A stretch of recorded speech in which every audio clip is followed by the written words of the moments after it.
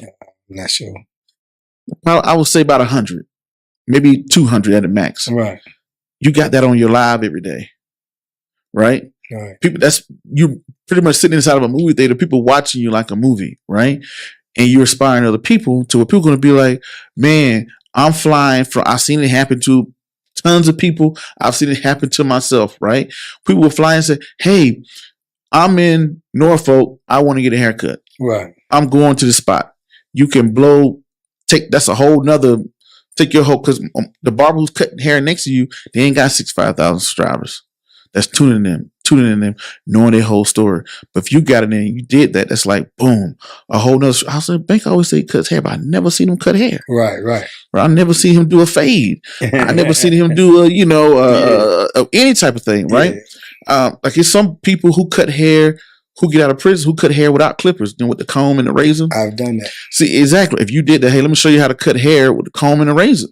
People will, I want my kids to come see you. I want to come see you.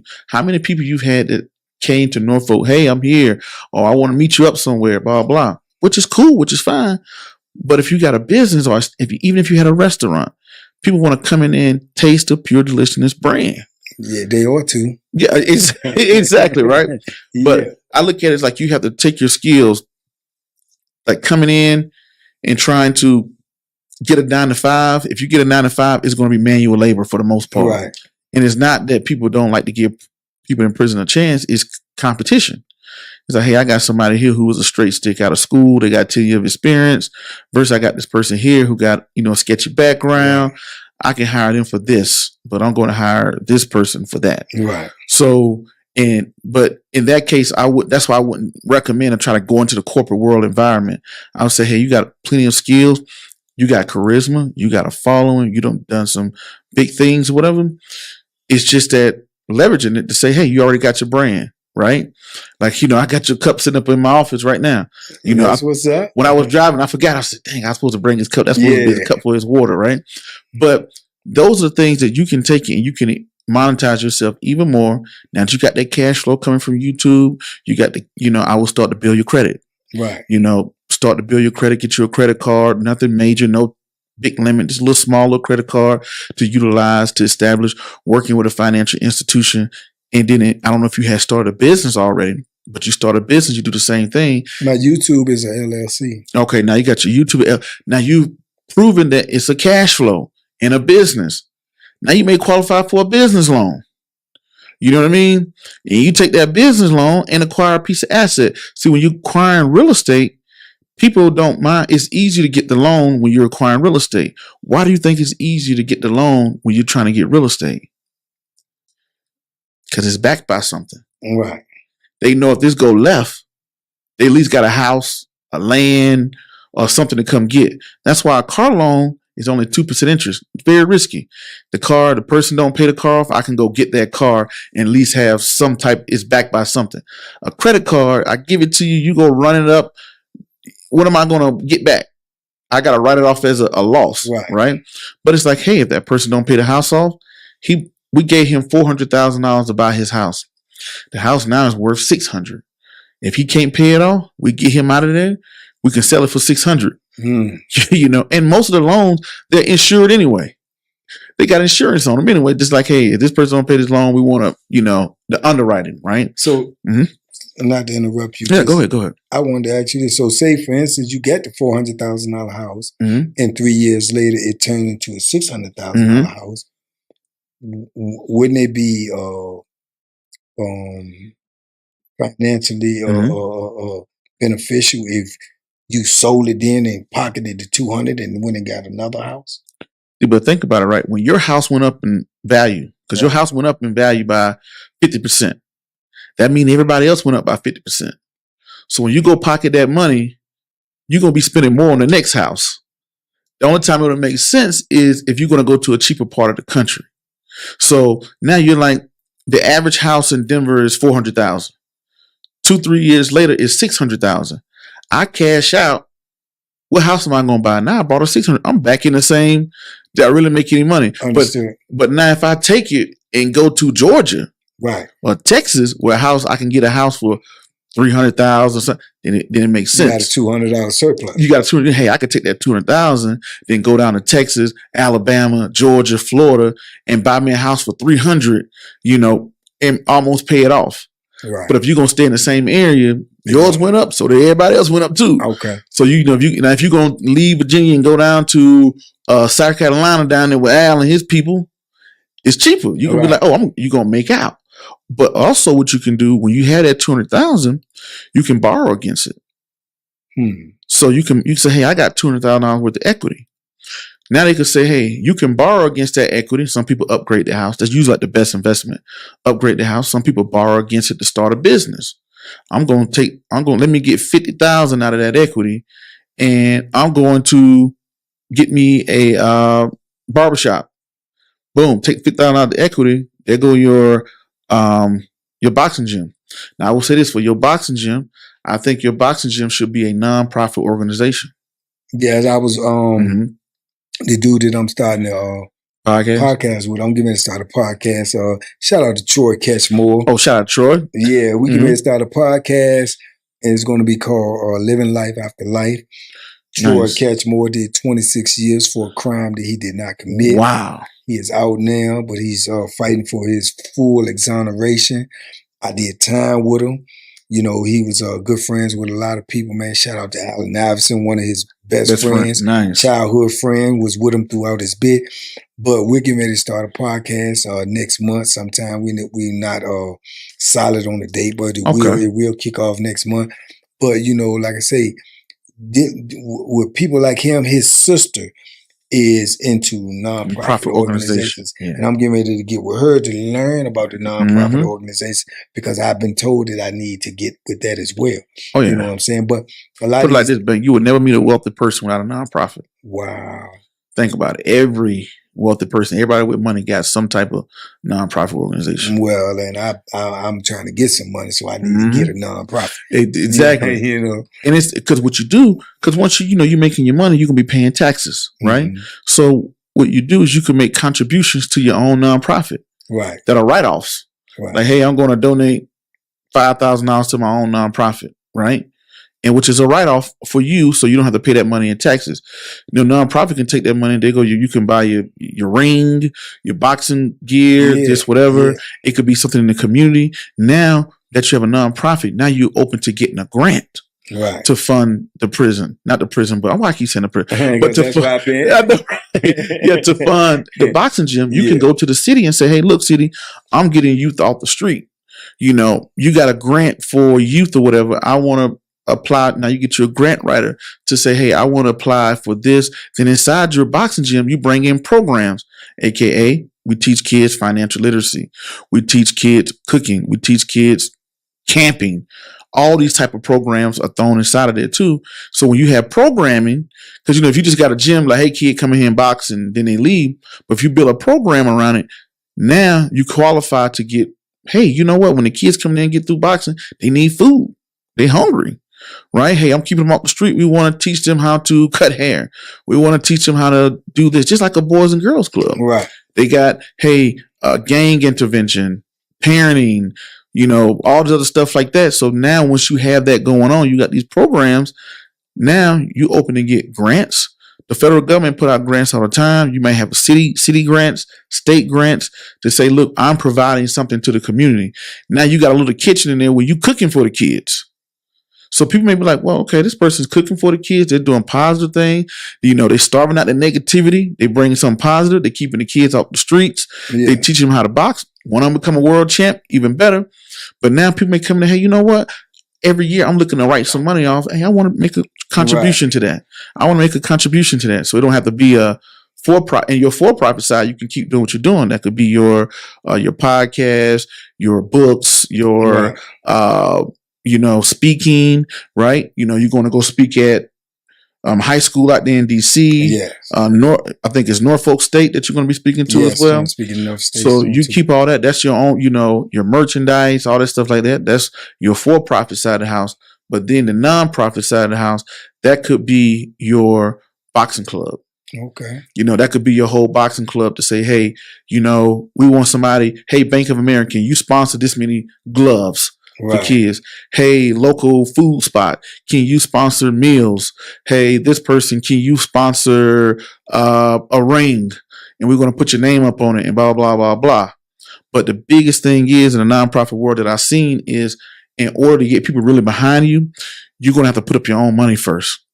You know, because everybody wants to say, man, give me the money and watch me do it. Right. You end up doing a doggone thing. Right. So you could go in there once you show them, hey, look, I'm boxing, I'm showing. Did you have to find a little space, put a name on it, like the Crump Gym out in Detroit? That's a pretty big one, right? With Tyson Fury was that. And you get in there, you get to showing people can see, because people think the money is in the brain and the idea.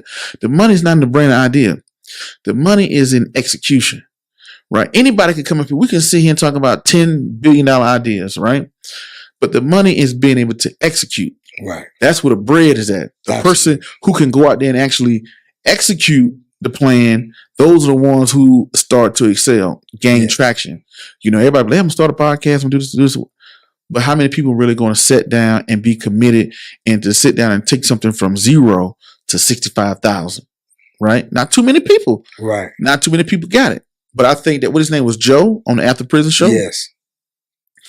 You couldn't have paid for that type of marketing. We had this conversation. Yes. He marketed you. He gave you marketing where people pay to be on that type of platform. Right. That opens up the door for you to go through, you know, start your own.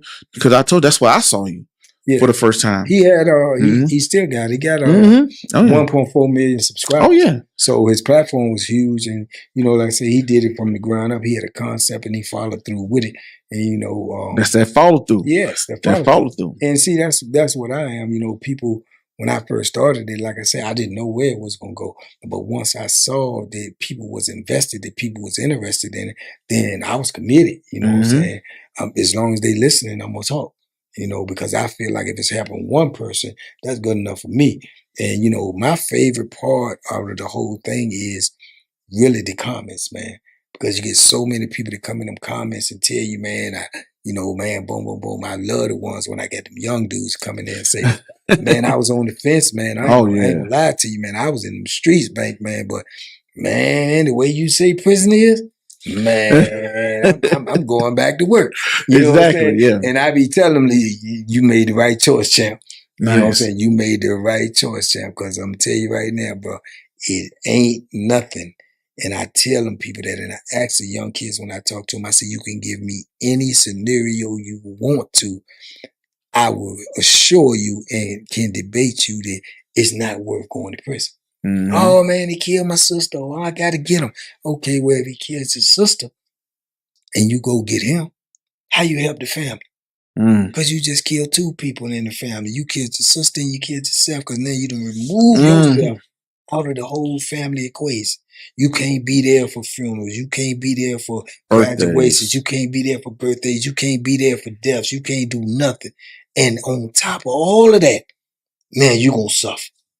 And I'm not, me personally, just because of what I've been through, I'm not an advocate of trying to put somebody in prison.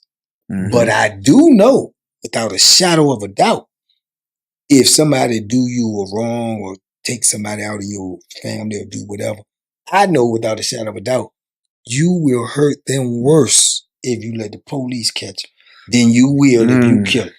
Because I can assure you, when he's sitting up in there for 10, 20, 30 years, he would rather be dead. Exactly. You know, I like you get out here, you get him out the easy way. Yeah, man, he would rather be dead, man, because within them 20, 30 years that he's sitting in there, man, that's going to be on his mind, his heart, his soul every single day. If he dead, don't nobody know what's going on because ain't nobody came back from the dead and told us what's happening. We don't know what's happening. We assuming what's happening. We assuming what's going on in heaven. We assume what's going on in hell. We ain't been there. Ain't nobody came back and said, look, this is what it is down here.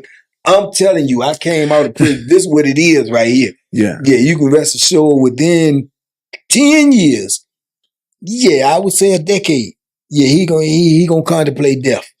And he gonna within 20, he gonna probably tell you he would have preferred the death. He would have preferred you caught him instead of the police. By 30, he would have begged for you to have caught him before the police. By 40, man, he'd have prayed for you to caught him before the police. I'm telling you, that's just real, man. You know what I'm saying? You're going to relive all of your mistakes in prison, man. Everything you ever did, man. Everything you ever did wrong. This is my opinion, right? I know we're going way over our time and everything, but I love the conversation. This is the thing about it. I look at it and, like I said a million times, I ain't a street guy. I'm country, right? Come from the country or whatever. And as I got older and I realized and I see, when I was a kid, of course, I listened to the same music. I love the culture.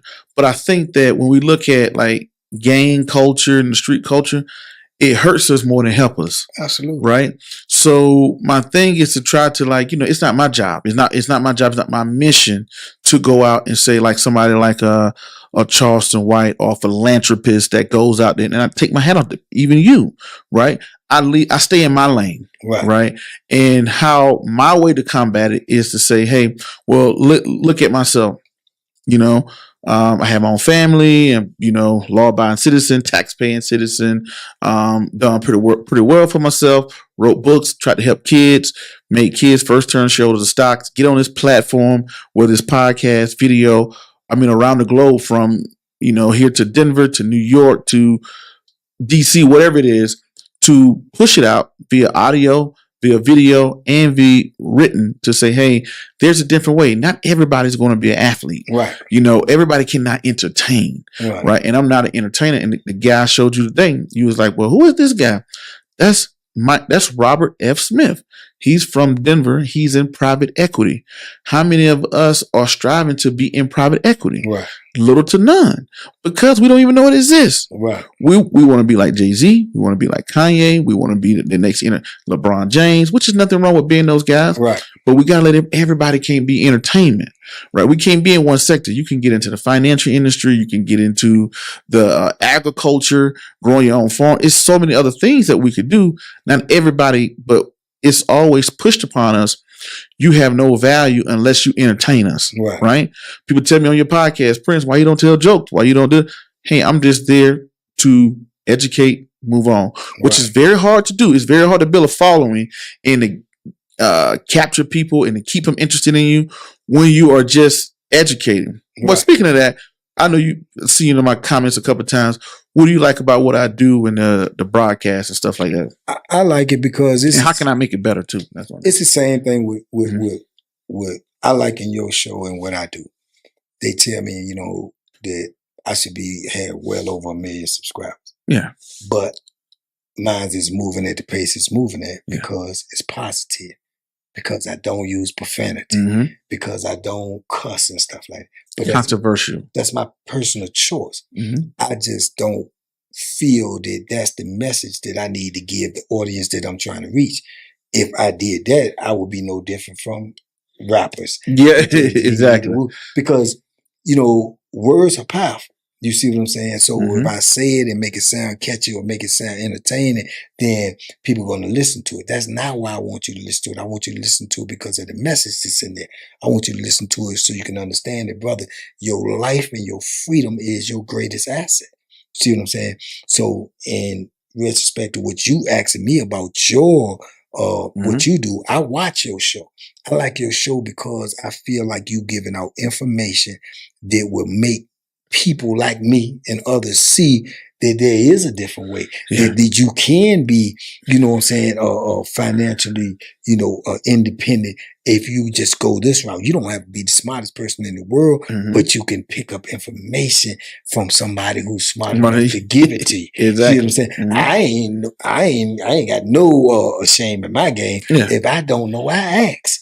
You know what I'm saying? I ask questions or I listen and watch people who do know it. I'm not going to try to get in a plane and fly a plane without, talking to a pilot first. If nothing else, if I ain't took the course, I at least want to listen to somebody who can educate me. And I think your show is definitely informative. I think it's a great show. I think you don't really need to change anything. I think you need to do what you do.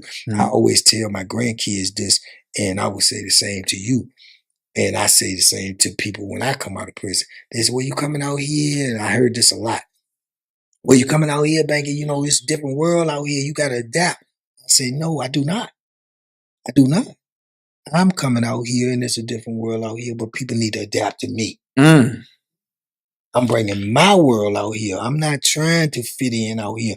I'm trying to make people fit into what I'm trying to do and what I'm trying to accomplish. So I think you should not change anything because what you're doing is what you're trying to teach. You have a vision. You have a goal of what you're trying to do. And I think you should steadfast to what you're trying to do and let people feed into what you're trying to do. Because everybody's not going to see your dream because it's your dream. Mm-hmm. Everybody's not going to see your vision because it's your vision. You see what I'm saying? I would guarantee you Steve Jobs ain't asked for nobody's opinion, nor did he care about it. Mm-hmm. But look what he did. Muhammad Ali ain't asked for nobody's opinion, and look what he did. So I think that, when you have a dream or when you have a goal or you got something that you're trying to do, I feel like you should just push forward to that and let other people come into you. And even if it moves slow, it's moving. One of my sayings also too, slow motion is better than still motion. Oh yeah. It's moving. You know what I'm saying? So I like it. I watch you, I tune in every time I can, and I get something out of every time I watch you. You know what I'm saying? Because like I say, I ain't ashamed to say, I heard the word 1,000 times, equity. You know what I'm saying? Yeah. and I'm quite sure I ain't the only one. Yeah. I'm just the only one that's going to say it. I'm like, equity, I know that word, but what is it exactly? You know what I'm saying? So when you listen to shows like these, you learn these type of stuff, financial trade and just that and the third. And I ain't got no money. I'm broke, but I plan on having stuff. So I look to the future. So just like you said, Noah built the ark before the flood. You see what I'm saying? Yep. I'm listening to Prince before I get the money. Because I plan on trying to get some money. You know what I'm saying? So yeah, man, I wouldn't change a thing, man. You got to bring people into your world. I think that's one of the biggest, mistakes that people do out here, man. They always try to fit into what everybody else is doing. And they say the rap culture, the clothes, the this, that, and the third.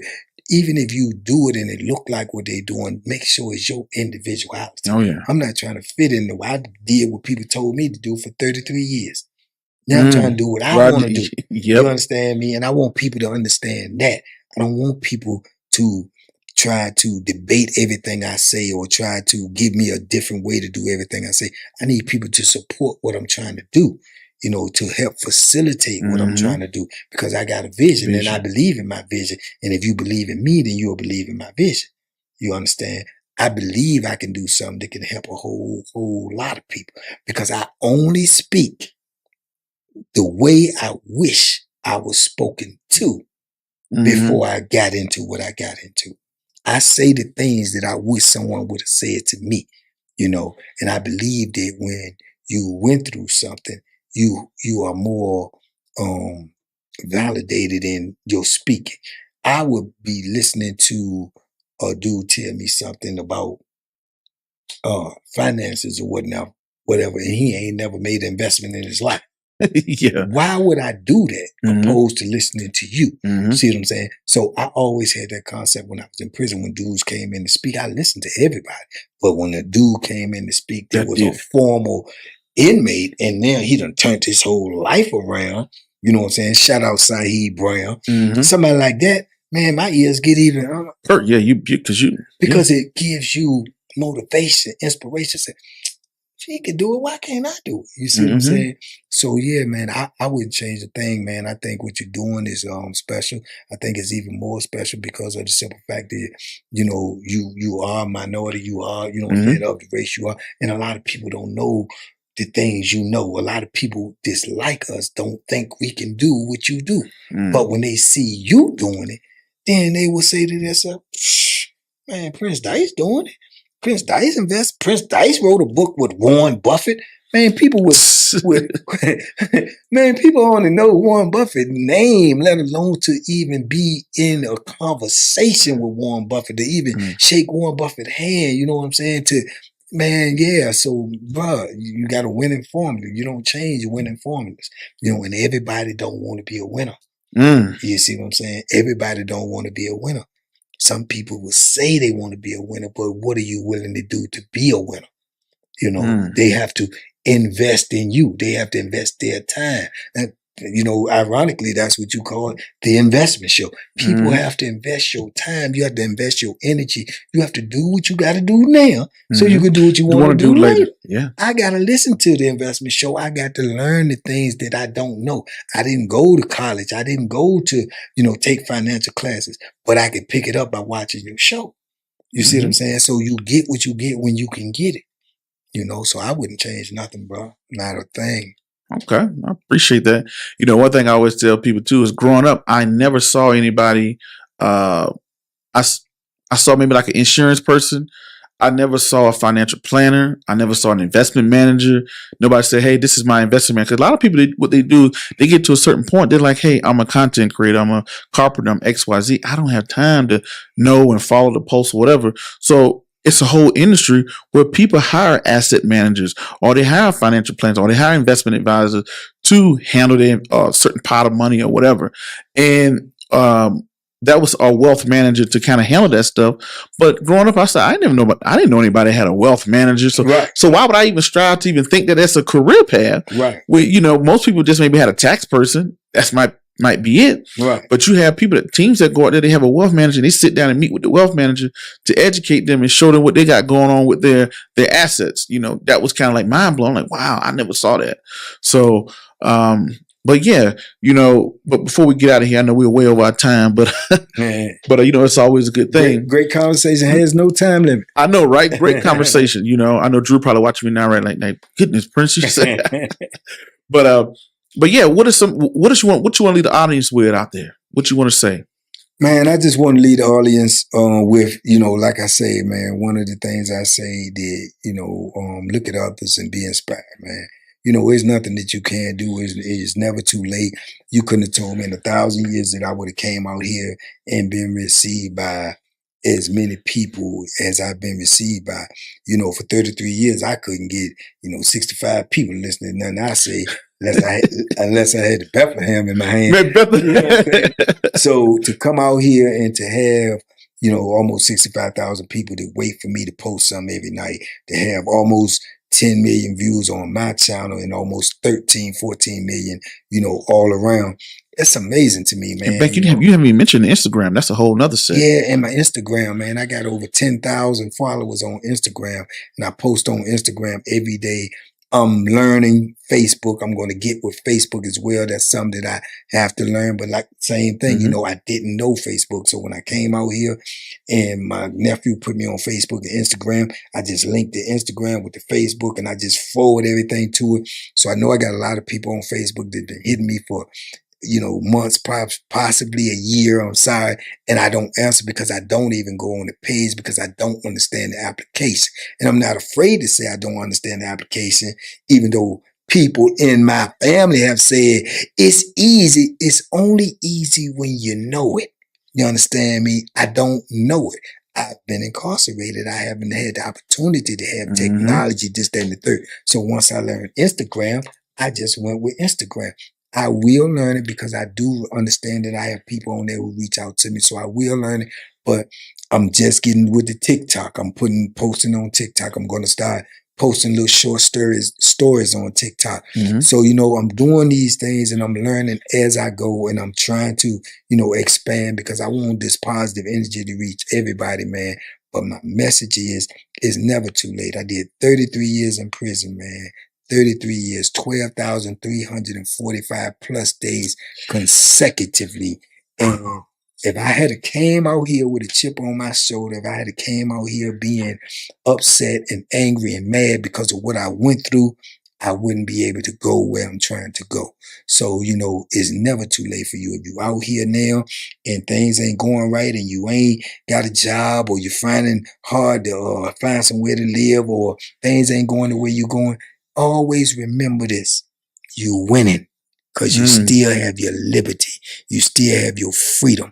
I know thousands, and when I say thousands, I mean literally thousands of people right now that will easily trade places with you because they don't have their liberty. They don't have their freedom.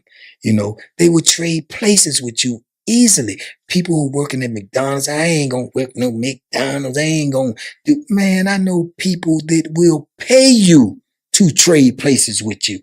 Because where they're at right now, they don't have the opportunity to wake up in the morning and to make their situation better. They don't have the chance to make things better today than they was yesterday. They have to go with the flow because that's not even an option for them. The only time they have a chance to make something better is when these people let you out them gates. Other than that, you're going to go through what you're going to have to go through each and every day. So be thankful that you have your liberty. Be thankful that you have your freedom. Be humbled. And be assured that you can change your circumstance. You just have to want to do it and put the work in. But it will change, and it ain't as worse as it can be. So, that's my message. That's what I try to preach. And, I'm out here. I'm going to do the best I can while I can. And that's what I'm going to do. I'm going to build this platform. I'm not going to change my platform, even though people say you do this, you do that. I'm doing it the way I've been doing it. It got as far as it been. If it don't go no further, it just don't go no further. I appreciate and love TBP, the people that already support me, and I'm going to continue to do what I do. And if it grows, it grows. If it don't, we already an army and a navy. Well, we're going to cut it out right there on that, Bank, man. I definitely appreciate you for coming on, being out here live in Denver, Colorado. This is your first time out in Denver, too. First time. First time in Colorado, too? First time in Colorado? Absolutely. So, definitely you're in the Mile High City, and definitely glad to see you there. You can see you at the Broncos game tomorrow. For sure. And, afterwards, I don't know what y'all got planned, but, definitely want to, sit down and grab a bite, Absolutely, too. So. Man. Absolutely, man. Shout out to Prince, man, for bringing me on this show. Y'all out there on TBP, man, y'all go support him. Watch this show. If you learn something before me, let me know. You understand? Watch this show, man. Shout out to TBP, man. Y'all be safe, be smart, make good decisions. Shout out to Alan Williams, man, big little bro, for bringing me out here. And when you said about cutting hair, man, he might be the first one. I might cut his hair online. There you go. You got to do that. Yeah. You start doing that, people I'm guarantee y'all, when y'all see him, y'all gonna be like, hey, you know what? I gotta get my hair cut by Banky. Just like you got people asking you about those pizzas and this, we'll see, but you can't cook the pizza all the time and get them shipped out. But they will come to you to get their haircut. Watch. Hey, man, I'm gonna put that work in. All right. Well, ladies and gentlemen, boys and girls, and children of all ages, you already know what time it is. Until the next video podcast, cartoon, or whatever else crazy you see me do around the globe, make sure, if you haven't done so already, contribute to the Wesley Learns book drive. The book drive that everything you donate to it, it will be matched all the way up to 10 grand. Shout out to the Contribute app. Check that out. You're going to see that in the description box below. And what we're going to do is give books out, about investment, credit, and insurance to kids all across the globe. I want to thank you guys and girls that's helped me reach thousands of people. Now we want to do millions. But until the next video podcast, cartoon, or whatever else crazy you see me do around the globe, my name is Prince Dykes. That's Banky Pound. We out here. Duck them hooks. Oh, yeah. Peace. Be safe. I'm out.